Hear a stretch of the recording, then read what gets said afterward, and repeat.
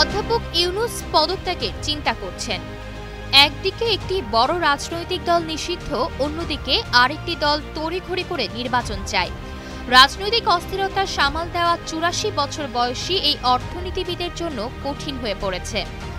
দেশের বর্তমান পরিস্থিতিতে ক্ষোভ ও হতাশা প্রকাশ করে অন্তর্বর্তী সরকারের প্রধান উপদেষ্টা অধ্যাপক ডক্টর মোহাম্মদ ইউনূস পদত্যাগের ঘোষণা দেন। তার পদত্যাগের ঘোষণার পর এ নিয়ে প্রতিবেদন প্রকাশ করেছে নিউ ইয়র্ক টাইমস।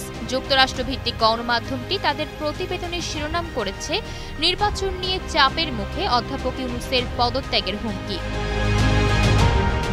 প্রতিবেদনে বলা হয়, শিক্ষার্থীদের নেতৃত্বে একটি আদর্শবাদী আন্দোলন যখন গত আগস্টে ক্রমেই কর্তৃত্ববাদী হয়ে ওঠা শেখ হাসিনা সরকারের পতন ঘটায়, সে সময় বাংলাদেশের লাখ লাখ মানুষ গণতন্ত্রের আসন্ন পুনরুজ্জীবন উদযাপন করছিলেন।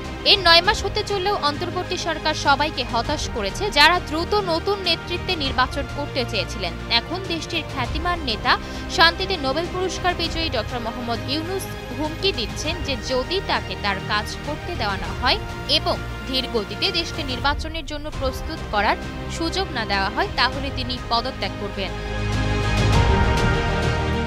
সেখানে আরও বলা হয়, আন্তর্জাতিকভাবে সম্মানিত মোহাম্মদ ইউনূসকে সুষ্ঠু নির্বাচন না হওয়া পর্যন্ত সবকিছু গুছিয়ে নেওয়ার ক্ষেত্রে বাংলাদেশের সেরা সম্ভাবনা হিসেবে দেখা হচ্ছিল।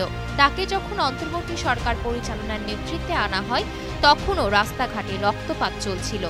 কিন্তু তার সহযোগীরা বলছেন, বর্তমানে দেশের সবচেয়ে বড় রাজনৈতিক দল ও সেনাবাহিনীর মধ্যে বিকাশমান ঐক্যের কারণে তিনি বাধাগ্রস্ত অনুভব করছেন। এই ঐক্য তার নীতিগুলো সমালোচনা করছে এবং বলছে তিনি নির্বাচনের পরিকল্পনায় অত্যন্ত ধীর গতিতে এগোচ্ছেন। প্রতিবেদনে বলা হয়, হাসিনার পুরনো বিরোধীরা যে কোনো নির্বাচনে জয় পাওয়ার মতোই অবস্থায় রয়েছেন। নির্বাচন যত দ্রুত হবে সেই সম্ভাবনাও তত বেশি।